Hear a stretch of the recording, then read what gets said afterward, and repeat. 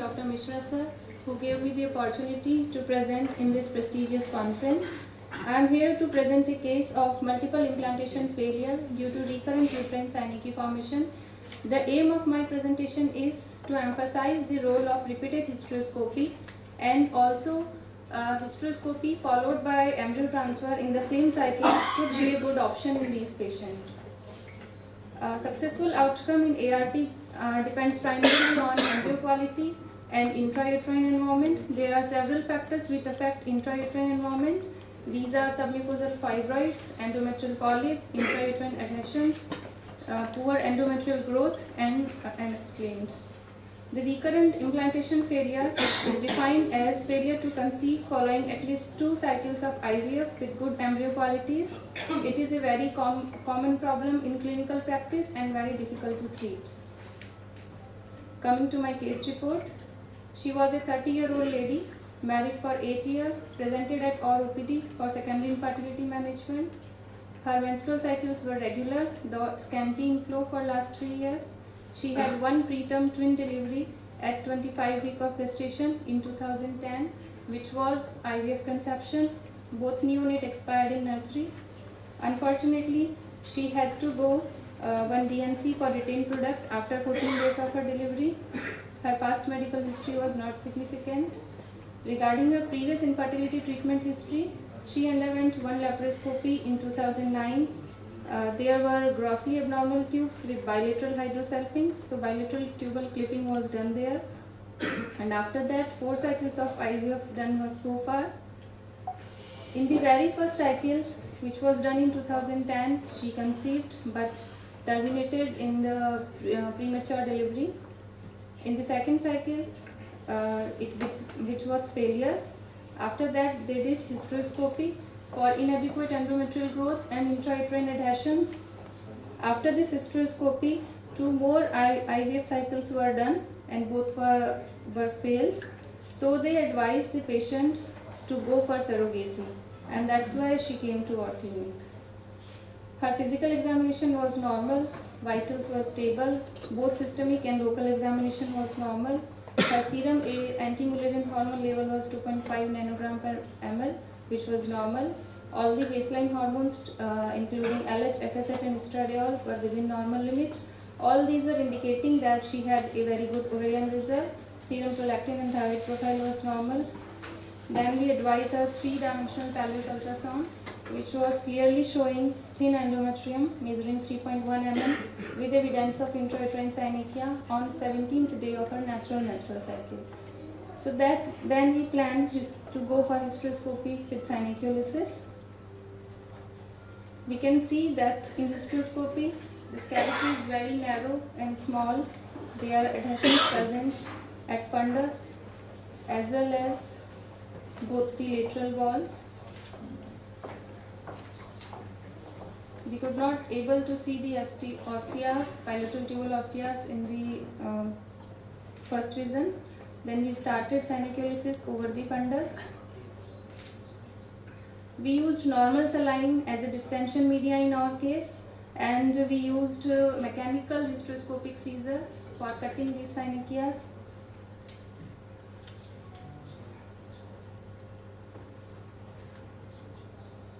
After fundal synecholysis, we started synecholysis over the right lateral wall. These were dense synechia. We should be very careful while doing synecholysis. Now we can see that after cutting these dense synechia, we are able to visualize the right tubal ostia.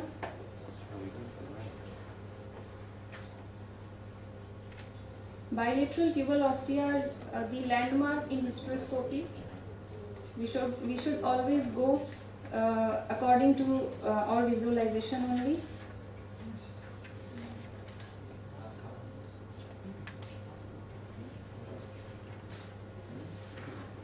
Time is short, I am not going to for this whole.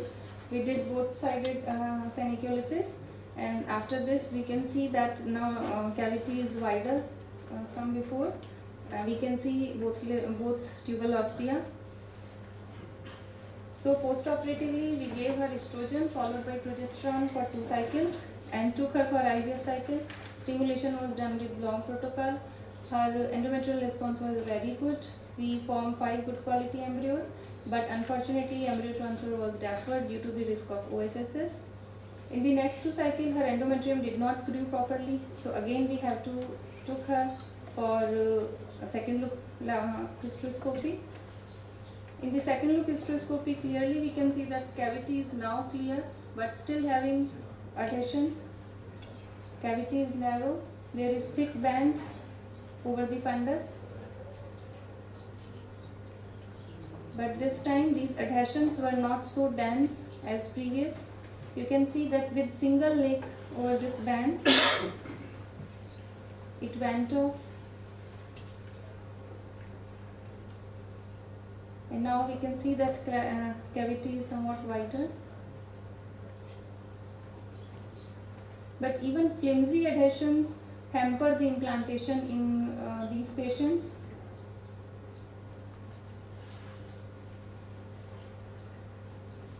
We can see bilateral tubal ostia somewhat, but there are lateral wall adhesions also. So we have to do the lateral wall synecholysis also. Right.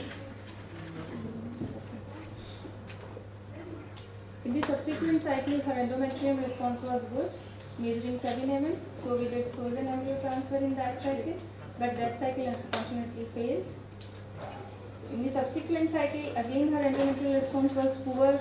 Ultrasound was showing fluid pockets, irregularities. So we took her for third hysteroscopy. There were few flimsy adhesions with thin endometrium, so gentle synecholysis was done. In the subsequent cycle, endometrial response was good, 6.5 mm, but ultrasound, with ultrasound we were not so happy. So now what? We have already done 3 hysteroscopies, 1 good quality embryo transfer, and still we were not able to succeed in our cycles. So we plan to go for hysteroscopy followed by embryo transfer in the same cycle. So in that cycle, we started giving estrogen from day 2 of cycle.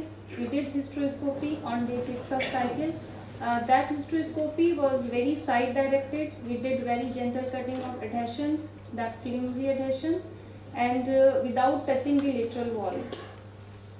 In that cycle, endometrium grew very well without any irregularity. So we did frozen embryo transfer and successful conception occurred.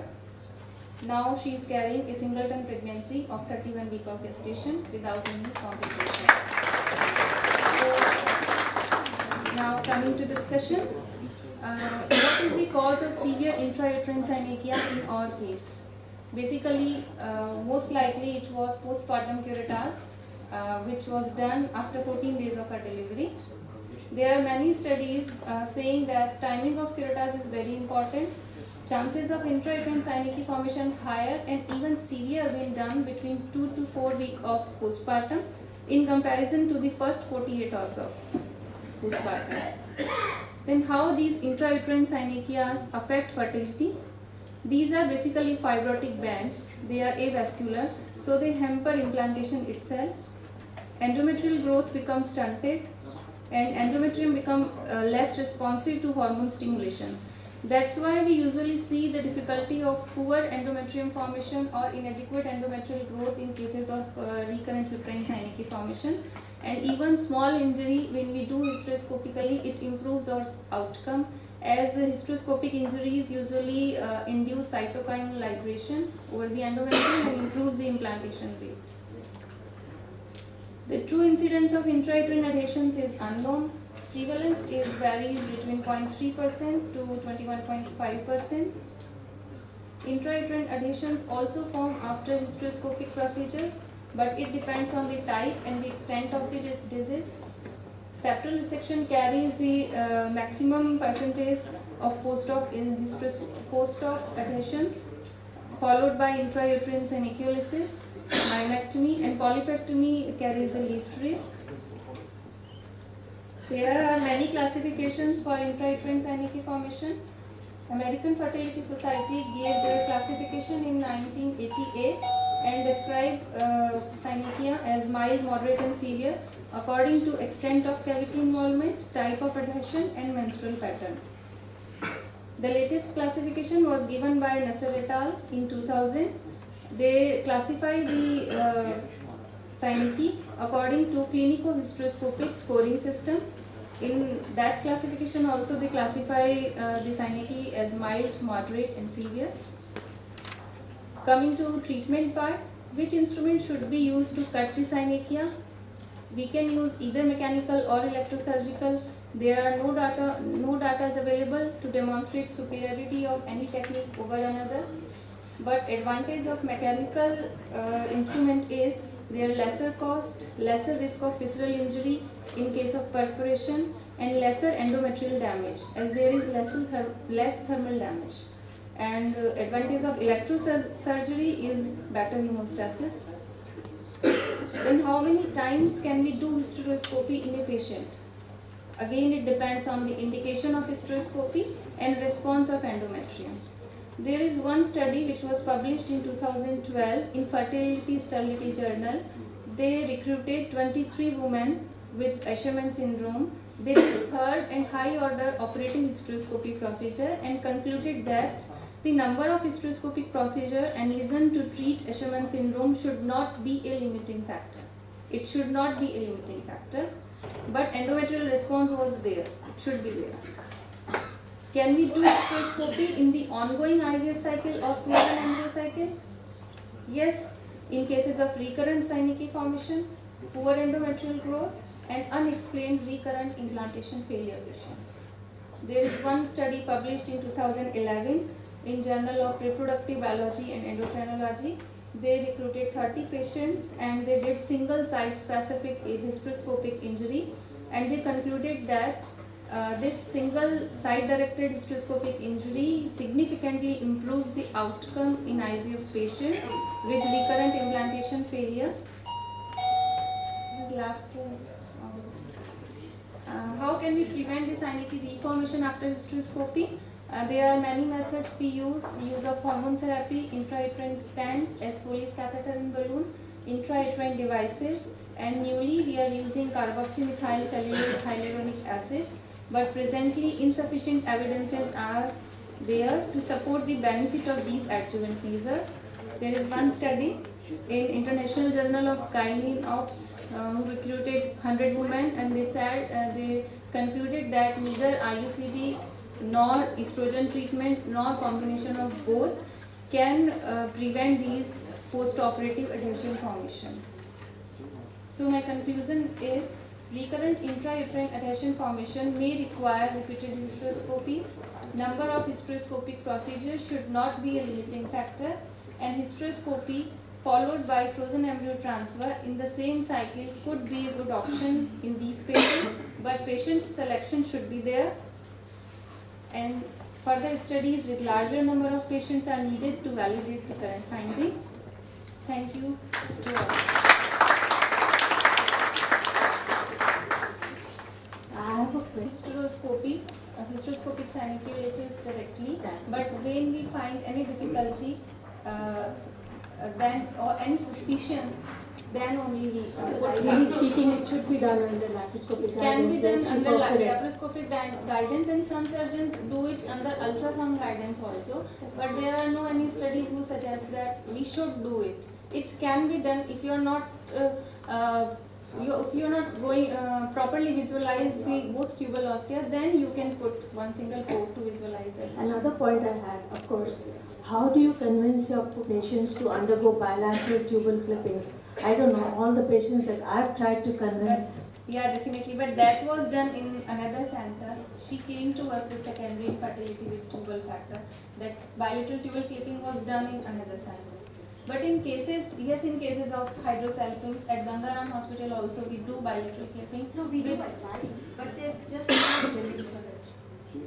We have to advise them and convince them that that's the only method. If both tubes are very badly damaged in cases of endometriosis or hydrosalpinx, there are chances of ectopic pregnancy also. Recently, one patient came to us with 3 ectopic, and she refused to go for bilateral tubal ligation, and again 4th time with IVF cycle, she ended into ectopic.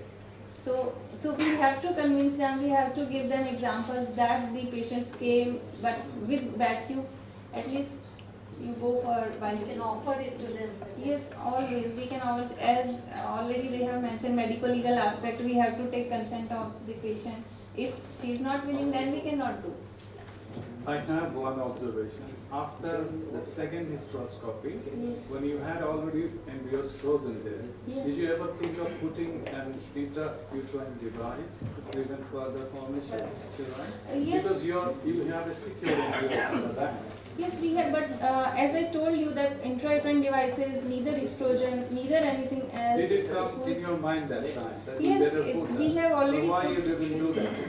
Because it's not going to increase the chances of or reduces the chances of reformation. I have embryos already there. It's a question of timing the transfer.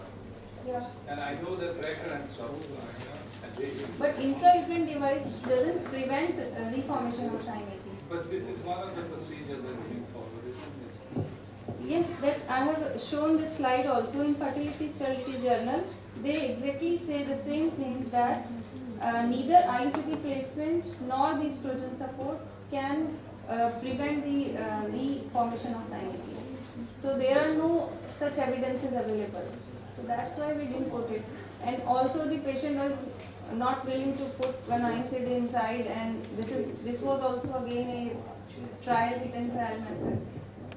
So that we convince her regarding hysteroscopy, and the thing is, the best point in this case was that she was responding to hysteroscopy. In the first hysteroscopy, we saw that there was so much dense adhesions. In the second hysteroscopy, adhesions were there, but they were flimsy. So successive hysteroscopy, she was doing very well. How much dose of estrogen you give in these patients? 2 milligram BD. No, generally they say we should give 6 to 8 milligram. Yeah, That 2 milligram BD means BD. 4 milligram in the morning, 4 in the 8 milligram. because then- such a dose only rejuvenate the Yeah, endometrium only. with higher high dose. estrogen dose, yes. And progesterone for last 5 days also. Yeah. we should. Thank you, Dr. Nisha, for such a nice video presentation. I think now we'll move to the next session. Thank you, Dr. Nisha. So we move on to the next presentation.